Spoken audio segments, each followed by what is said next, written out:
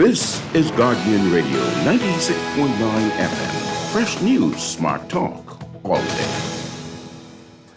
The views and opinions of the hosts and guests are their own and do not necessarily reflect the position of the management and staff of Guardian Network.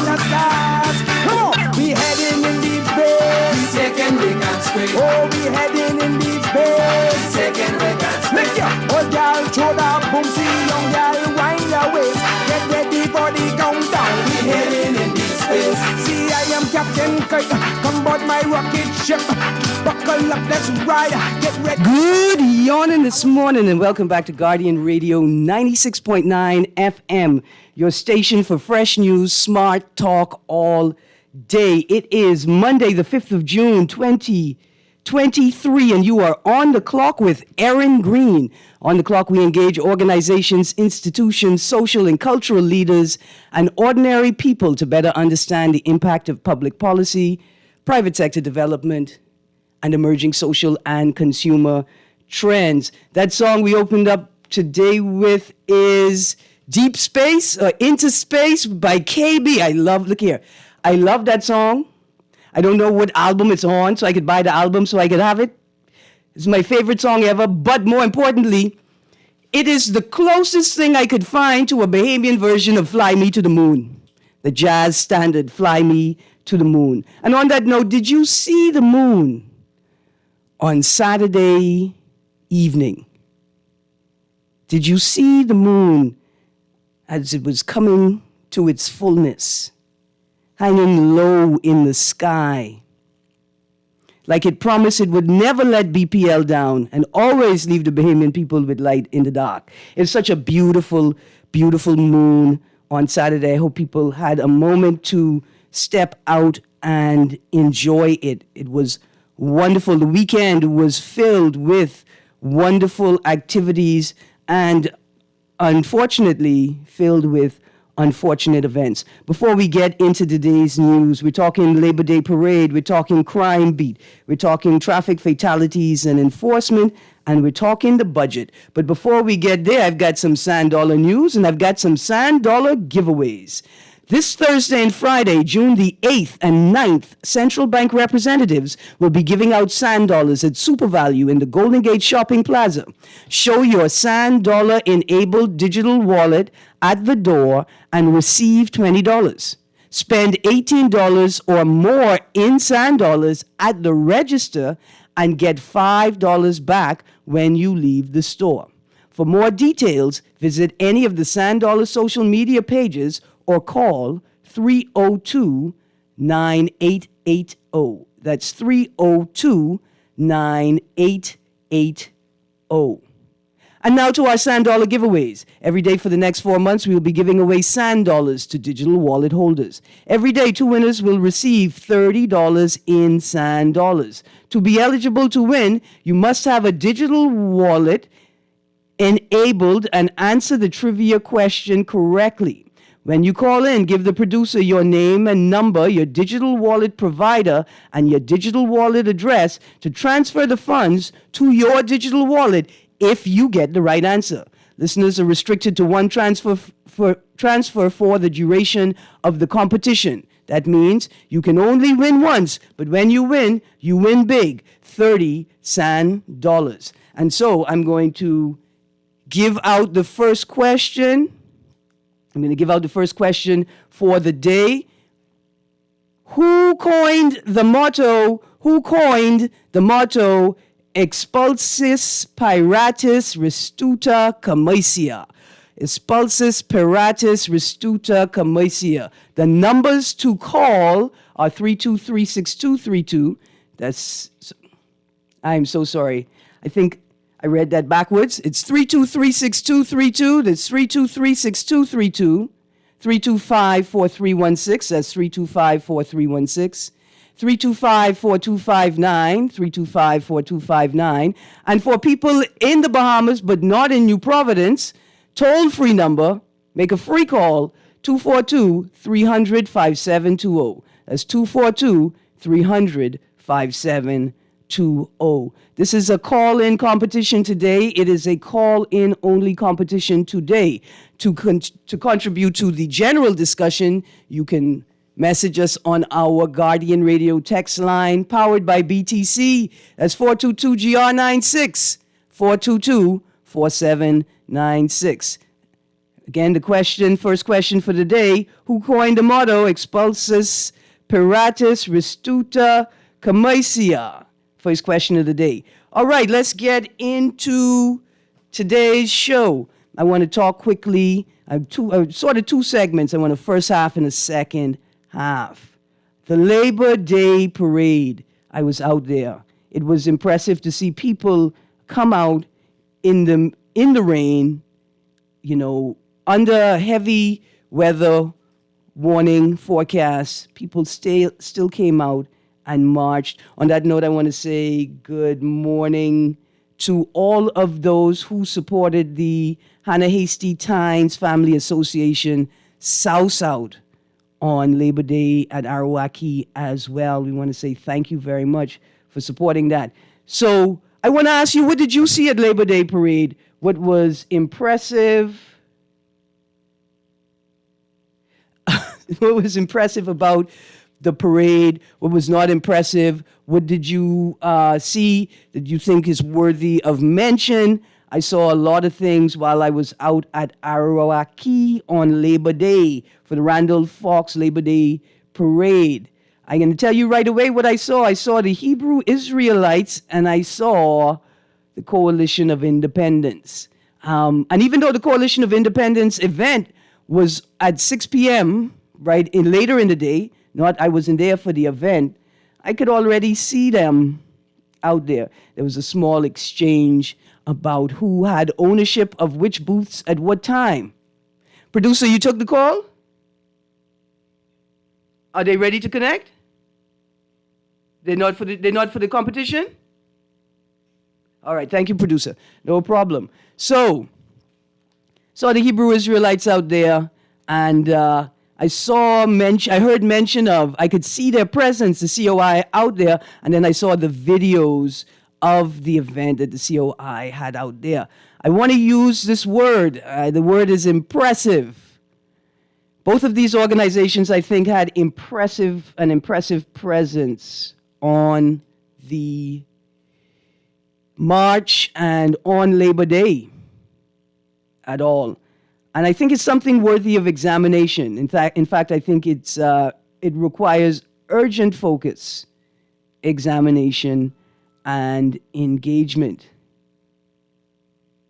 Now, as a queer woman, I will say that some of the ideals of the Hebrew Israelites are concerning to me and make me question where I would be located in my own community or country if their theological position was entrenched in policy, right? I'm very concerned about that. But at the same time, what I can recognize is that they had an impressive showing at the event. And a part of what was impressive about their showing was the level of discipline that they evoked from their members on the parade. The focus to the message and the purpose of the day. It suggests to me that our issue with discipline does not sit with the young people. It appears to me as if the young people are crying out for discipline. And it is us older generations of Bahamians that have fallen down on the job. One moment, producer. Is that person, do they have a wallet? Okay, I'm waiting for my producer to come in with me. Do they have a wallet? Well, let's get them going. If they're playing, we got to hurry up and get the information through. If they don't know what their wallet information is, they're going to have to call back. I got another caller on the line. I want to say thank you guys for calling in and playing the game.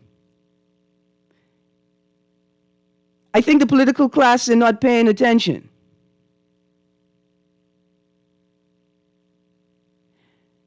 These young people, especially the young men we saw, the Hebrew Israelites, they're looking for systems and communities that are larger than themselves to connect with and become a part of and make something of their lives. We're going to stick a pin there. I see we got a caller ready to participate in the game. Good morning, caller. Let me repeat the question. Who coined the motto, expulsus paratus restuta commercia?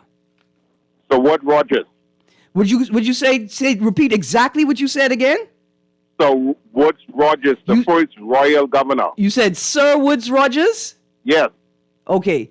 I just was getting that part. You're correct. Woods Rogers is the correct answer. I wasn't going to put that there, but then I remember that this 2023 wasn't the first time that we turned pirates into privateers and buccaneers. I want to thank you so much, caller. Now, you gave the producer your name, your cell phone number, your wallet provider, and your address, right? Yes, ma'am. Okay, awesome. Thank you so much. Thank you so much for playing the game. Okay, And you're welcome. your funds will be transferred to you immediately at the end of the show. Thank you very much. Thank you as well. All right. Thank you, producer. Producer? All right. I think I dropped the call. I hope everything is okay. All right. So let's get back to this conversation. See, in the crime beat, what we see is that violent crime and serious crime are on the rise. Apparently, there's a difference between violent crime and serious crime, but they're on the rise. This weekend, the police reported that a man was beaten to death by unknown assailants. We know that there were multiple gun and gang-related homicides over the last few weeks. And rape and other forms of sexual violence against women and girls are also on the rise. Right? But then we see when we go and look, we say, oh, these young people are out of control. The gang violence is out of control. These young men and women don't know how to resolve conflict. They don't know how to create and manage healthy relationships. These young people are causing all of these problems. But I will argue to you that the display by the Hebrew Israelites in the COI suggest that young people and people look like they are in chaos because they have no systems to plug into, to adhere to, like adhesive, to adhere to become a part of, and to use to grow their lives, to chart their course. I know that the political class is not paying attention. They're not watching. And I'm going to tell you how I know. Yesterday, I was reminded that there are 36 days yesterday, so today we have 35 days left before the 50th independence celebration, 50th independence. And on the 36th day before this grand celebration, the Independence Secretariat told me that a recommendation, a suggestion in case I didn't know how to celebrate independence, that to celebrate the 50th independence, that I should go take a dip in the ocean. That's what they told me I should do. So I want to talk about it. How am I going to get to the ocean? Dear Liza. I live in an archipelago, perhaps the largest archipelago in the region. Yet there's a focus, both fiscally, like commerce, business-wise, government-wise, socially, psychologically. The focus is on cars, importing cars and putting fuel in them. Importing cars and putting fuel in them. To drive on an island that's 21/7. Or worse, to go to an island that needs more than a car, but I can't afford to maintain a vehicle on the island. And the government doesn't seem to care to maintain the roads on the island either. But that's what you have me focusing on. When I could be in a boat, I could be growing trees, I could be maintaining forests, to build boats, to move easily through the islands in my own country. But you're telling me I should go take a dip in the ocean. And I'm going to ask you, dear Liza, well, how will I get there? Dear Liza, How will I get to the shores of my own island in my own country when it is littered with chain link fences popped up and propped up by tourism and the hotel industry? How shall I do it? Dear Liza, how shall I do it? How am I going to go and take a dip in the ocean? Is public transportation running to the beaches regularly? So that I and my 12 children and nieces and cousins and family members could get on the bus and get to a public beach? Do you have bathrooms open on the beach? Are they functioning? Do they have toilet paper in them? Are you paying the staff sufficient so they're not asking people as they enter if they could, quote unquote, buy them lunch? Are you paying them enough? Do you have sufficient garbage bins on the beach so when I go out to enjoy a day on the beach, you don't accuse me of being a nasty, uncouth animal? Because the powers that be didn't realize the capacity, the space they needed to accommodate the number of people that move through a public beach, or to have security cameras up that are monitored to determine who are the outsiders that are coming in and quote unquote illegally dumping and frustrating the policies of beaches and parks. I can pause right there because you're not paying attention. But I tell you who is paying attention. These young people. They are paying attention to anyone who is willing to create a space for them. It ain't the young people. It's undisciplined. It's us. It's us old heads. It's us who are in charge. You don't want to do it the right way. You don't want to change the policy so that it's more effective. You rather hook up around the corner, under the table. It's us. We lack the discipline. And that moves me to my next point before we move into the budget. I've asked Mr. Nuri to come and join me to talk about a bit about the budget this morning and get a sense of how to tackle a conversation as large as the budget. I want to talk about traffic fatalities and enforcement. Again, I think the government is not paying attention. During the first 5 months of 2021, I'm reading from an article in The Guardian, warning issued as traffic deaths rise. I think it's the 31st of May. During the first 5 months of 2021, the number of traffic fatalities was 13. In 2022, the number rose to 19. So far for 2023, the number of fatalities stand at 22. The number stands at 22. A large percentage of drivers are out of control, and the RBPF are nowhere to be found. Let me pause right there. The Guardian article excerpt stops at the number 22. These words are mine. A large percentage of drivers are out of control, and the RBPF are nowhere to be found. At this point, I don't think they even have the capacity. You hear me? I don't think they have the capacity to enforce the laws, particularly left on red. I don't think it's within them anymore. I think it's lost. I think the only one who could save us now is Captain Insurance Agency. Captain Insurance. The insurance industry is the only people who can save us now. And I beg for them to step up and enter the chat and begin to talk with the Royal Bahamas Police Force, Ministry of National Security, the AG's office, the OPM, Ministry of Social Services and Urban Development, to talk about how we're going to take back control of our streets. I don't mean from the gangs and the gangsters. I mean from those gangsters behind the wheel, on the road, in their phones, having cell phone calls, swerving across lanes, ignoring stop signs, traffic lights, turning right on red at Mackey and Shirley Street. I'm going to say it again. Nobody ever even suggested that you could turn right on red anywhere in the Bahamas, ever. But repeatedly, over and over again, taxi drivers, livery drivers, tour drivers, commercial vehicles, delivery companies, big, decent companies struck him. I want to tell you what happened in 1986. That's one of your cars, right? I want to tell you all what happened in 1986. Good morning, caller. You're on the clock. Well, good morning, Erin. Good morning, Graham. How you doing? Got to weigh in on this one today. I'm always doing great, but thanks for asking. Pause, Graham. Pause. I don't want you to weigh in on this one today. I'm going to tell you why.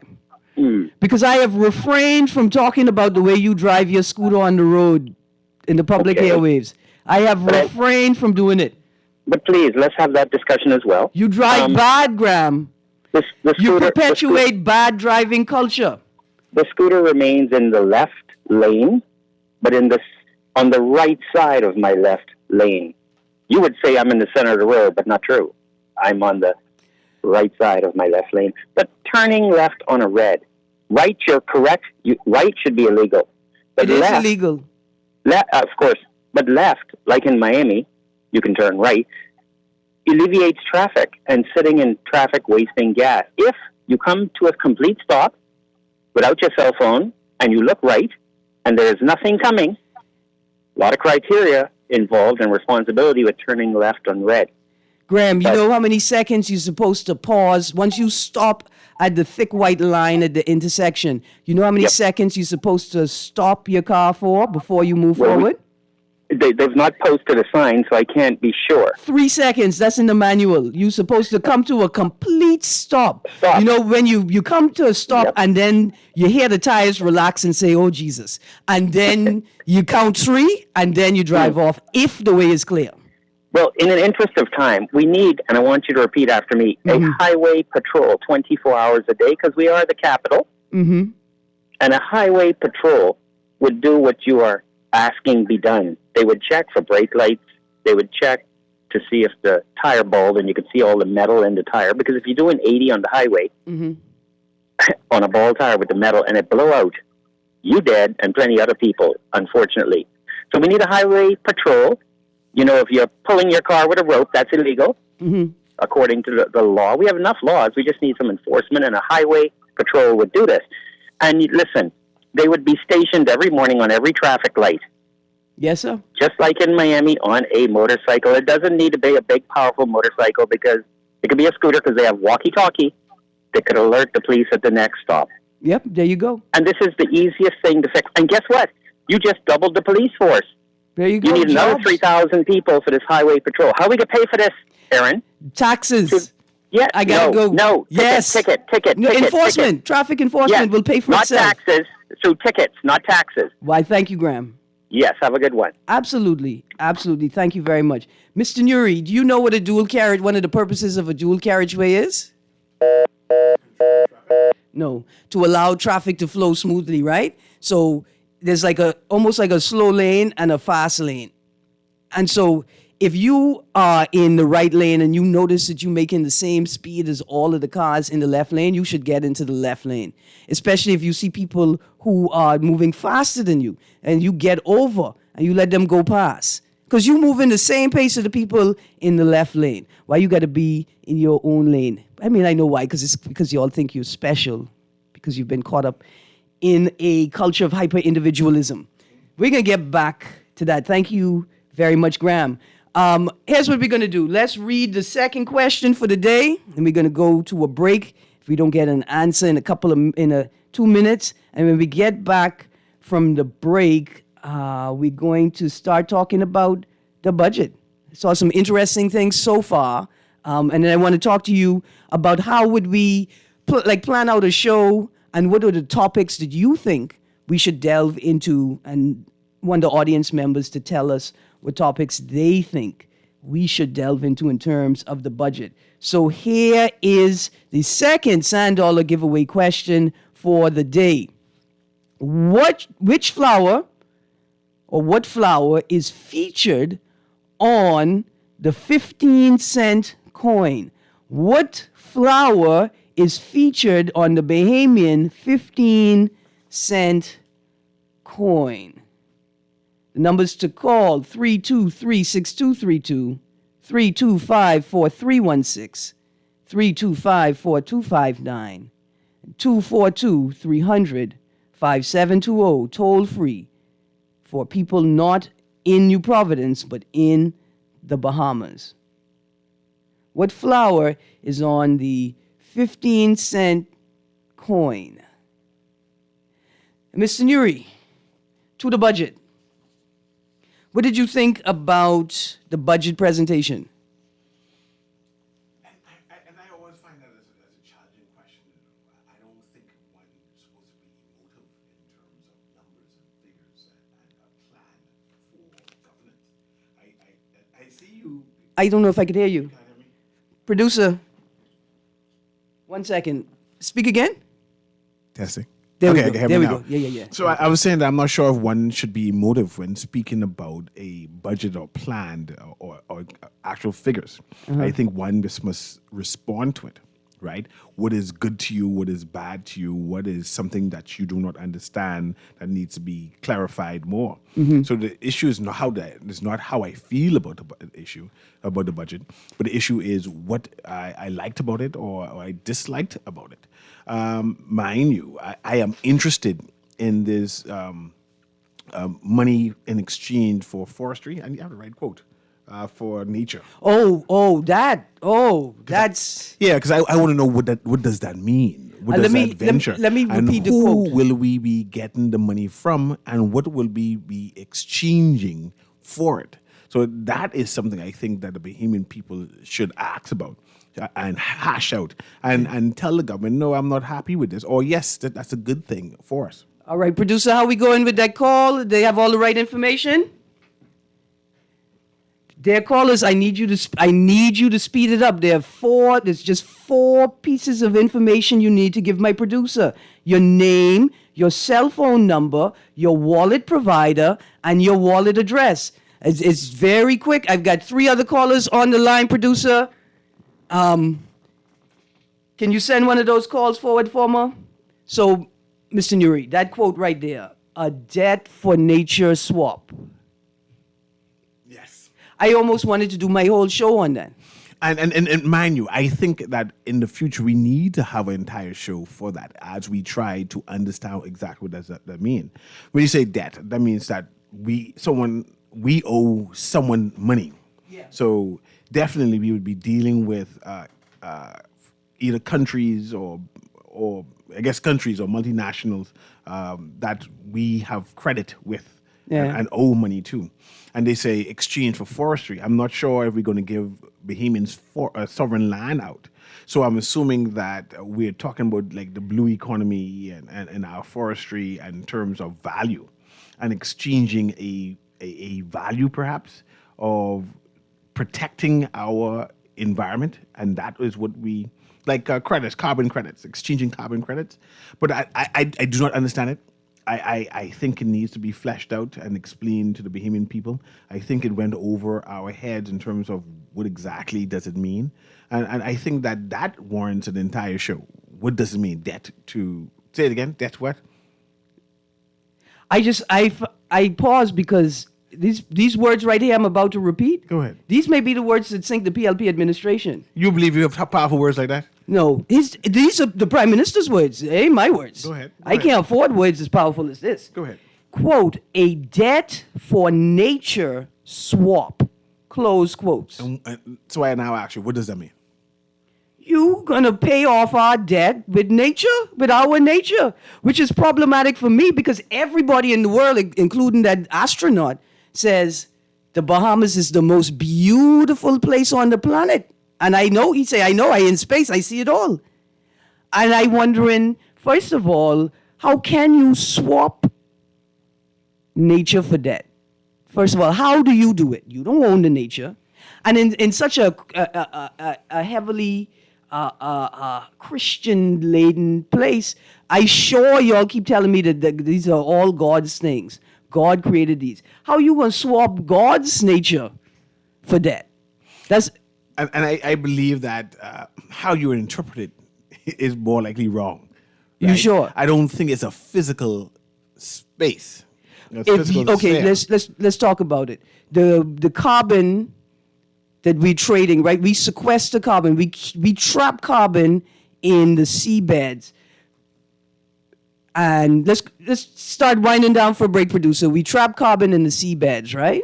And because we trap a certain amount of carbon, we get to trade, right? A certain amount of carbon that's trapped equals a credit. And because we trap 10 tons of carbon, we get 10 carbon credits. And I hear that. And then there's the dollarization or dollar value of that.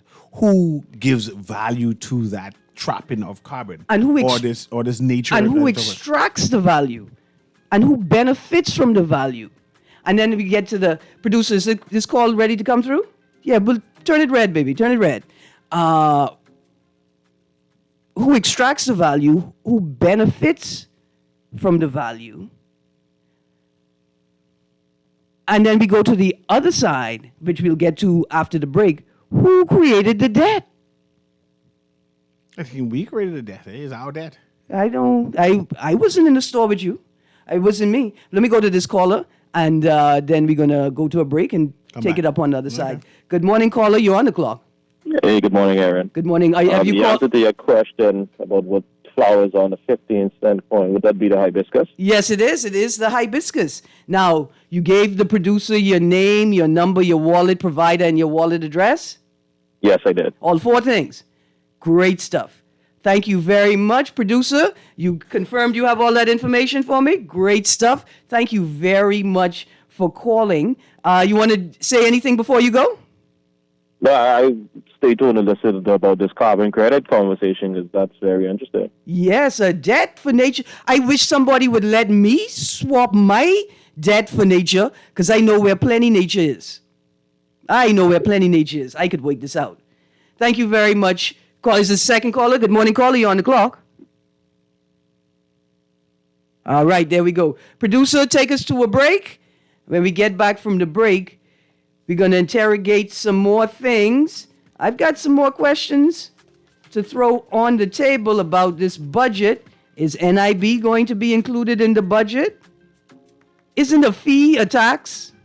And a tax a fee? Do I have to pay the same taxes and fees as foreigners to leave my country and for other services?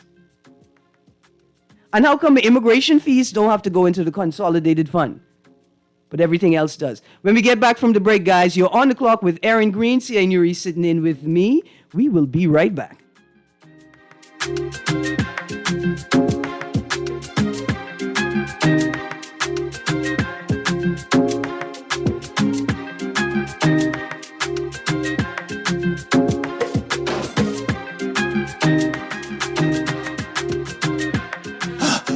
Almost there. Sarge, that's you. Well, who else? Tell the truth. I thought a beige walrus was dying on the sidewalk. I'm preparing for my 4x100-meter debut. More like 1 by 1. Because the other 99 killing you. Funny, the Bahamas games come in July 7th to July 15th, and Grand Bahama gotta win this. Well, you know that. Email info@thebahamasgames.org or call 322-1029 for more information. Which island is gonna win? After a hurricane or storm, get the Nassau Guardian's Hurricane Guide. The guide will tell you where to purchase building and cleaning supplies, waste disposal, medical care, which auto shop to go to after driving through flooded streets, and much more. The Nassau Guardian's Hurricane Guide will help to make sure everyone knows what to do in the event a hurricane approaches and after it departs. Take advantage of this double insertion opportunity plus 15 radio commercials. Contact us today, 302-2300, 302-2300, or call your account executive. Will you be prepared? It's that time again! Sign up now for the Michael Scooter in Peace on the Streets Basketball Classic, taking place July 24 to the 30th at the Hope Center and the Candlelight Exchange. Call 601-4842 for more information. Powered by the Bryce Newbold Foundation. It's game time! Beulah gal, can you believe this? We are now the patrol queens of the neighborhood. We now large and in charge. So we need to check out what's going on in everybody's yard. What about that gun that we know that Junior and his homeboys just ran out? Can we report that too? Of course we can. But we could be in deep trouble if they find out. We need to report what we see, Beulah. When you call Crime Stoppers, they just answer your call in Miami. So then we can report everything? Guns, where they hiding the drugs, who shoot who part of which gang, or who disturbing the peace with the loud music and the motorcycles. Then our neighborhood will be the best in the Bahamas, and everybody gonna want to come live here. And then our house price will go up, gal. So what we waiting on? What's the number? If you see something, say something. Let us all pitch in and stop the crime before it's your time. Call 328-8477 from Nassau or 242-300-8477 from the Family Islands. Or text us through the Crack Crime Bahamas app. Stop the crime before it's your time.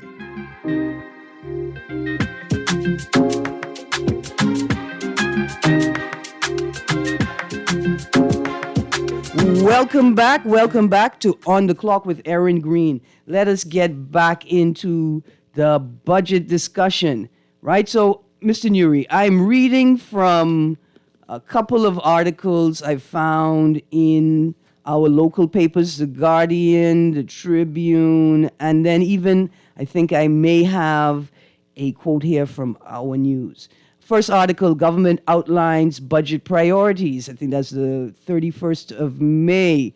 Second article, PM, more revenue but no new taxes.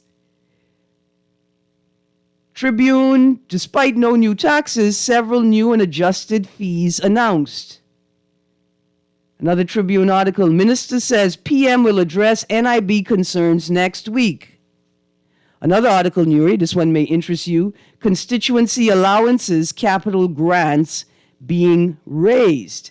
And then we move to today's Guardian and Tribune, and we see these two articles. Government eyes sugar tax. Government eyes sugar tax. And Pintard, Davis misled Parliament when he said no new taxes. That's the Guardian. Government eyes sugar tax, and Pintard Davis misled Parliament when he said no new taxes. So just for a moment, let's sit right there, Mr. Nuri. Do you know the difference between a tax and a fee? I assume tax is for everybody, and fee is for those who subscribe to a particular function. Yeah. So that makes sense. Oh. I mean, like technically, there is a nuance difference, right? A tax basically is applied across the board, and fees are for specific services. And then one is a rate, and one is a they're all the same thing. Yeah. They're all the same thing. But don't I mean, that's what I'm fluctuate. And 2% could be 2% of your total, whereas a fee is $2.50. And that doesn't fluctuate on the total. Yeah, that's a slight difference. Okay. They're all the same thing. What I want to know is, how did you feel when the Prime Minister said no new taxes? I smiled. I appreciate that was for us, so he cannot be criticized. But my cost of living is high, man. Mm-hmm. My pocket is pinched. It's stretched. I saw those persons who got that raise for minimum wage, and saying that they still poor, they still hurting, they still living below the poverty line, right? And that a vast majority of people, or vast number of Bahamians, are living below the poverty line at that $200.50. They are living poor or working poor, and I'm concerned about them. What do you tell people who's living below a workable a wage that you just can't survive and pay your bills on? You tell them why you didn't do better in school so you could be a parliamentarian. And see, because parliamentarians can legitimately claim that they're not getting paid enough to be able to do the job that they've signed up for and volunteered for with integrity and without being corrupt. Apparently, they're allowed to legitimately complain, but it appears as if people who are living below the poverty line are told you should have done better in school. Yeah, that's a troubling one for me. And even troubling that the union is comfortable with not making any noise. They say, well, we're just grateful that the government increased it. But these people are still below the poverty line. How do you just be quiet? knowing that Bahamians are suffering. Right. And I have this new app, the Exempt app, right? I want to get someone from Customs to come in and talk to us about it. But I'm concerned about it, right? Why do I have to pay a fee? Because there must be a fee associated with the app. No, man, that's free. You download it. That got to be free. You go to Google thing and download that. Right, but when I pay my customs duty, when I pay my bill that was tabulated on the app, there's going to be a fee associated and included in, right? There's something I can be paying for that somehow. And what I want to know is, I had assumed that it tabulates it, and then I take my money directly to the custom booth. Now I'm saying, will we be using one of the what do you call it? The vendors. What do you call those people? Vendors, the money vendors. Oh, the financial service providers? Yes, because I know they definitely charge a fee. So I'll be paying twice. I'll be paying. I mean, I'm not sure what it's going to be. Will I be paying the rate, then plus the use of the app, like you're saying, or will I be given a chance? I go directly to the customs booth and pay my money there. And why? And the question I asked earlier, like, I feel a way about this, right? Why do I have to pay the same taxes and fees as foreigners to leave and enter my own country? Right? Why am I paying the same as others? And in some instances for other services. And in one of these articles, the government is going to add a fee for cruise ship passengers. Cruise ship passengers are going to now pay an environmental levy, right? They're going to pay an environmental levy of a certain amount of money. Virtually all people leaving the Bahamas by sea are not Bahamians.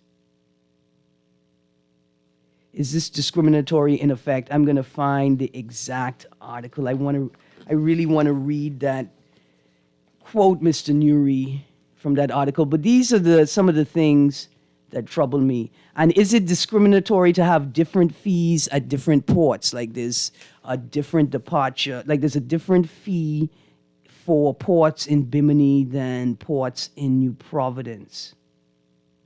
And I want to know, is there any agency, is there any civil society organization or body that sits down, reads through the budget, produces a list of questions and concerns, and sit down and say, oh, you know what, this issue is actually or should be of great interest to the taxi union or to the Association of Independent Schools, right?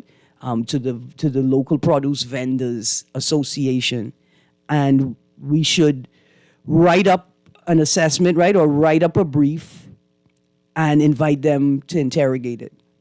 Well, you know, financial services does that. They tend to be trailblazers and, in fact, give the best practices to the government. Say, these is what's trending inside the world right now, what we should adopt as a country. You see, financial services does that. Even also, the persons, what do you call it, people that sell, the real estate agency, they tend to be trailblazers also, where they present to the government best practices, and then the government tends to follow their lead and say, okay, we plan to implement this for the sake of the country, right?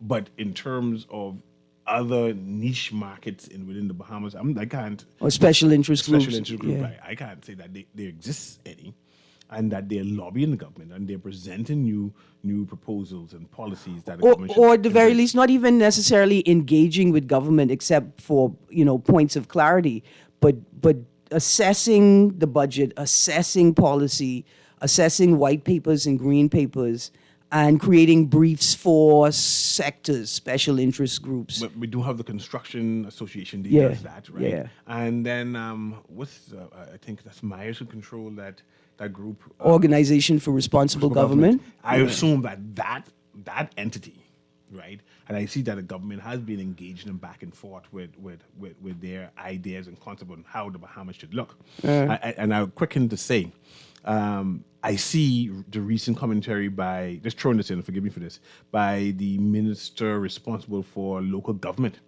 And his utterance today in the newspaper, which basically said there will be no local government for New Providence. right? There will be no local government for New Providence no time soon because they're too busy fixing it inside the family island. And I think that needs to resonate in the Bahamian people's minds and psyche. That the minister basically said there'll be, and I reiterated for again. I was having a conversation with somebody on Saturday, and I just hope that they're listening to this, that I could reiterate to them that it ain't waking. It ain't waking. That's just a little People private thing. should be concerned, right? Because everything stops. Pause. That we ain't entertaining no talk. Right. And right now. that's one thing. It's the tone with which you tell me that. Listen, because you come into me baring your teeth. Listen, I'm failing at my job. And I tired of you asking me to do it. But they say they're fixing the family island. They say the family island broken. That needs to be fixed. But they just don't have the talent nor time to do two things at once. All of their resources, all their skills, all their expertise can only go and fix the family island at this present time, and New Providence, in the meantime, has to suffer. I have a problem with it.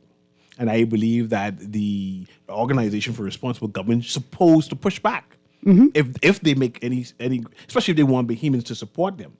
After hearing such a statement, they need to say, well, we hear you. However, it doesn't make sense. If you need help, we're willing to come and fill in the gap because you don't have the skills. We will provide the expertise that you can do it at the same time, and that's not happening. Right. Here's an article I wanted to read the excerpt from. Despite no new taxes, several new and adjusted fees announced as from the 1st of June in the Nassau Tribune. We start here in the article. A passenger tax amendment bill was tabled to adjust passenger levies. As a result, people leaving the Bahamas, quote, other than by sea, quote, close quote, would have to pay a fee of $28, up from $15. Cruise ship passengers leaving from the harbor of Nassau, Freeport, or Bimini would have to pay a $23 fee, up from $10.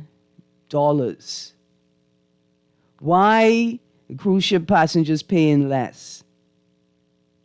Why are they paying less?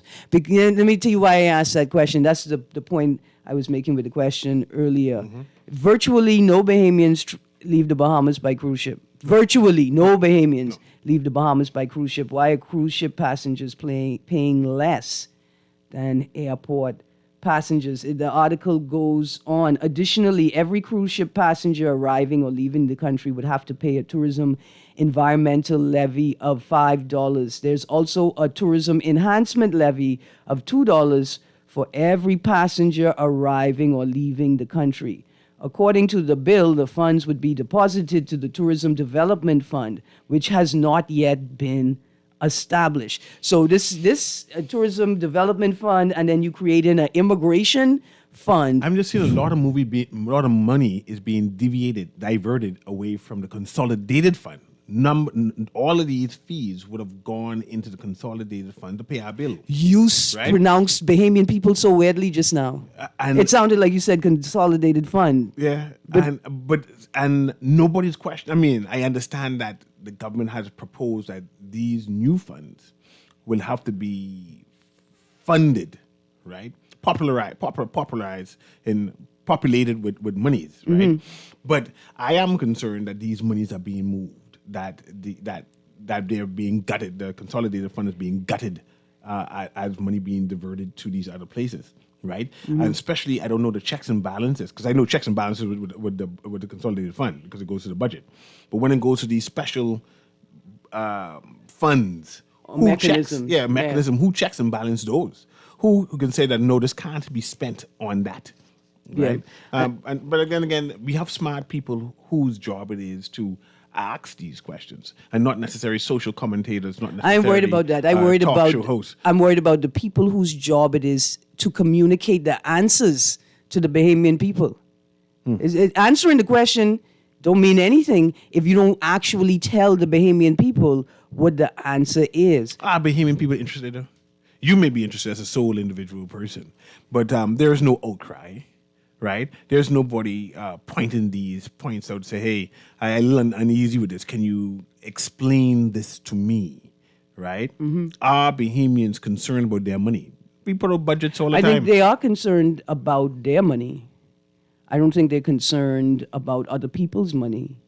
And I think they missed the point that if you can't concern yourself about other your other fellow citizens' money, then ain't nobody concerned about yours neither, right? I want to just read some of the new fees and mechanisms that we'll see popping up. The Davis administration also taped new fees but no new taxes. Yeah. They're playing with us. Yeah. Yes, they are. Yet they won't establish a parking league for Bahama Games. A bill yesterday to amend the Immigration Act. The bill would empower the minister to impose a levy on work permit fees that may be used for the purpose of immigration enforcement, national health and wellness promotion programs. The whole thing makes me uneasy. Why are you imposing a levy on a fee? Because they could. Don't you already charge VAT on that fee? Yes. Why would you put another tax on that fee? It's not a tax, it's a fee. Particularly when you know in this particular realm, those fees are often passed on to the employee when it's expected that the employer covers those fees. Anyway, a public finance management, parentheses, immigration levy, parentheses, special fund bill was tabled to establish a fund to deposit revenue from immigration levies. Those special funds again. The financial secretary would be the fund administration. Now, I don't know if that word is supposed to be administrator versus administration. Because in the law, those words have very different meanings. And it's very important to know what they are. And then finally in the article, the administration tabled a road traffic amendment bill to, quote, enable a fee greater than $1 per page to be charged to a person for the purpose of obtaining a motor vehicle license history record, close quotes. I thought you would have had a road traffic amendment bill to make it mandatory that all police officers enforce traffic controls like their own act says. Yeah, that's what I was thinking. Anyway, I am disappointed in a number of things. Of course, I'm disappointed in the preparation for the... When you say you're disappointed, you have to highlight what is it that you're disappointed in. So listen, audience can say, okay, I see it. I agree or disagree. Are you disappointed in the whole budget, or are you disappointed at segments in the budget? I'm disappointed in what I've seen so far from the budget. Those items that the media would have extracted from the budget, I'm disappointed in that. I'm disappointed in the government's approach to the budget communications. This particular government's approach to the budget communication, and those that would have campaigned to put this government in power, they could not think that this is the performance that they sold to us.